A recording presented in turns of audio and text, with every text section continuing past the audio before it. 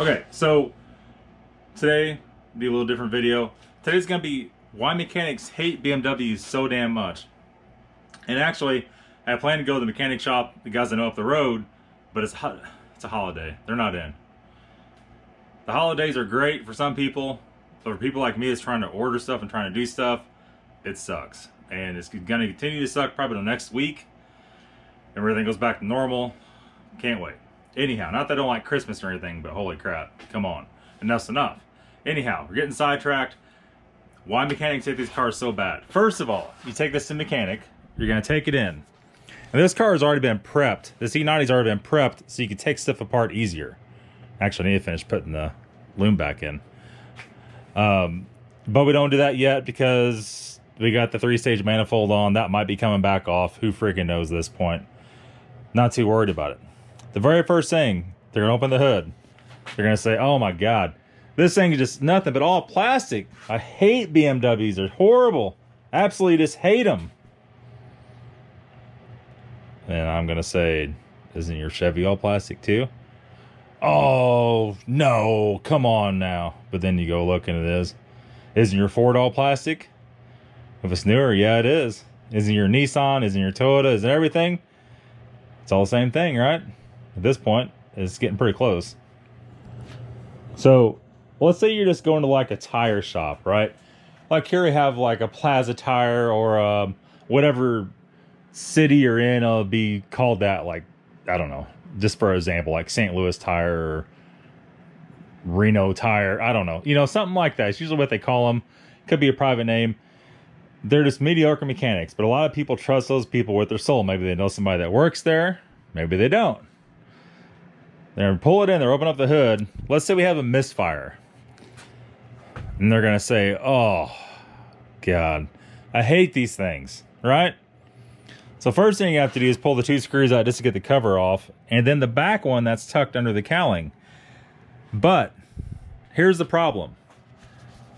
They don't let them have computers that's on the internet, or they don't let them, or they don't use computers in the shop. So let's say you need to pull this cowling out. How do you know how to do that? You might have some kind of, I forgot what it's even called, some kind of program you could print out, like a general deal you could print out to see the procedure. Maybe. All right. But if you don't have that, what are you gonna do? Start looking for bolts. What's the first thing you're gonna do? You're gonna start breaking stuff. And that's why I tell everybody, my whole channel is based off of shops that don't know what the hell they're even doing and so forth. First thing we know on the C90, you got to pull these 4 bolts out of the cowl on top, and you got to pop these covers off. You got to take the hidden bolts out underneath those. Are you ever going to find those hidden bolts that are underneath there if you don't know they're there? If you're not looking at a YouTube video, if you're not looking at something else, you can see it down there. How are you ever going to know they're there? Well, I'll tell you how that is. You're not. So what's going to happen, they may or may not take those bolts out. They're going to try to force it out. You know? And nothing against any particular shop. This is nothing against, especially the guys up the road from me.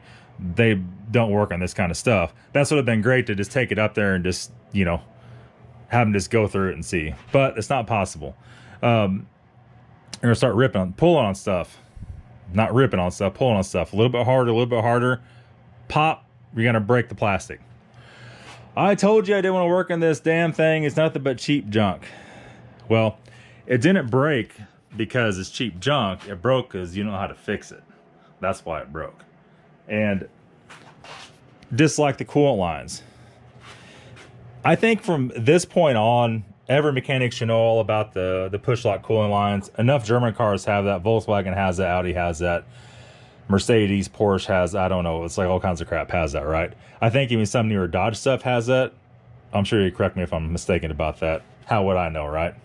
I'm not into buying Dodges. I think so. I know some semis now have those. So I think Volvo and somebody else is doing that. I've actually seen that firsthand. Anyhow, here you go, the coolant system. Well, let's back up. Let's try to get the valve cover. Let's say you do get all this off, and you're gonna say, get out of there, heifer. You got enough damn hands.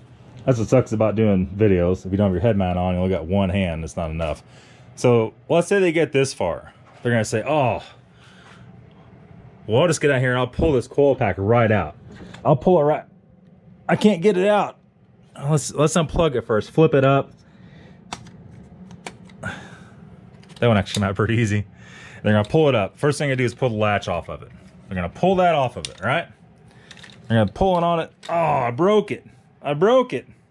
I hate this thing. They're gonna get a screwdriver in here. They're probably gonna end up cracking or breaking some other stuff and all that. Except they're probably not just gonna pull it off. They're probably actually gonna snap the clip on it. Unlike I just did. Get on there, you heifer. There you go. And they're gonna say, oh, I hate these things. They're junk, you know, on and on and on. So that's a misfire code. They're gonna go through and check the coil packs. They're gonna go through and check the spark plugs. They're not gonna have a socket probably to take the spark plug out, and probably go into a big ass rage about that.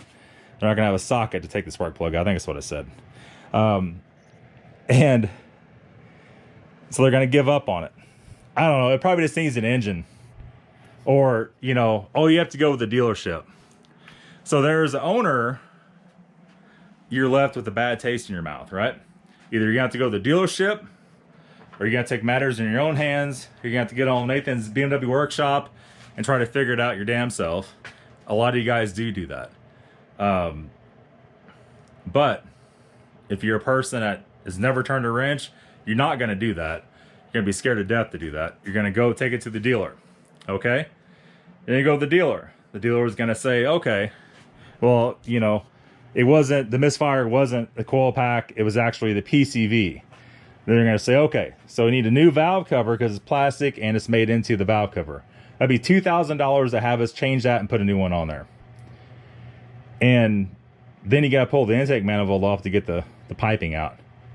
And the customer is gonna be like, oh my God, you know, it's a $5,000 car. I'm not gonna put $2,000 into it. What's the dealer gonna say? That's not our problem.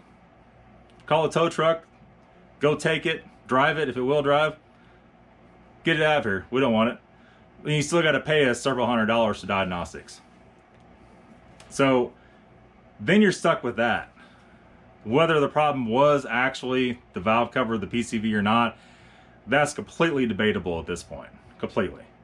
It could be 100 other things, right? And there you are, you have a $200 or $300 or $400 bill for diagnostics. And whatever the shop charges you for diagnostics, probably 50 or 100 bucks, just to hook the scan tool up to it and just to BS taking something apart. So you're already 400 or 500 bucks in this thing and you have no resolve.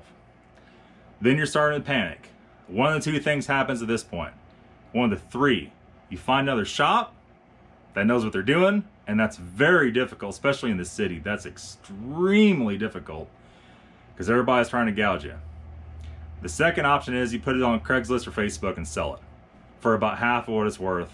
Not running right, may need an engine, right? And I know this because I bought many cars that may need an engine or may have a blown head gasket where the coolant wasn't purged right, or it was a coil pack, or was an injector or something like that. And, you know, that's the way it ends up. And the other option is you get on the old email Nathan's BMW Workshop and say, please, please, please, Nathan, please, I live 4,000 miles away from you. Can I please ship my car to you to get it fixed? And I'm like, I don't want to do that, because then my whole field's going to be full of cars that need to be fixed. And I got my own crap to work on, right? And that's where you're stuck with it at. So some of those people, even though they're not mechanically inclined, take it in their own hands anyway. Some of them don't. And well, I did notice recently there is less and less and less broken BMWs being sold on Facebook. Whether it has anything to do with the almost 800 videos I've had or not, I don't know. Me and the other guys, maybe it does. Maybe more people is being aware now of these cars. More people's fixing stuff themselves. That's probably the only solution. Or a lot of them went to the scrapyard. I really don't know.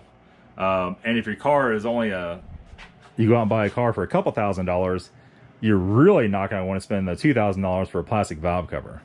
And by the way, the valve cover is $100 bucks. So if you buy it at the right place. There's that. That's where I got this one from. That's where I got the last couple from. That's all it. And it goes the same way with all the coolant lines, all the power steering stuff, oil leaks, you know, a $5 oil filter gasket housing, oil filter housing gasket. I don't know what the going rate at the old shop or dealership is for that, but it's not cheap. I can promise you that. Control arms the same way. It's clunking in the front.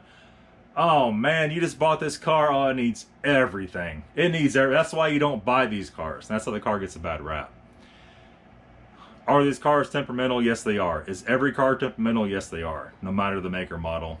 Some of you guys get lucky with these, running these way longer than you should without no problems.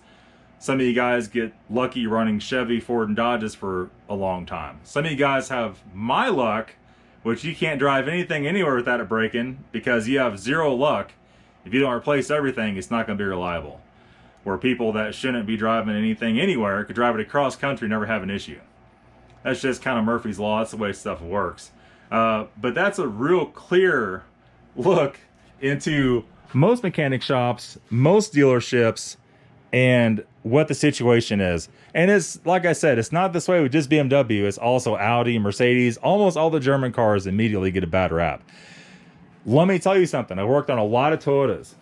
Toyotas can be the hardest vehicles to freaking work on because they change the parts every year and sometimes every damn half a year. So when you go buy parts, they're almost impossible to find.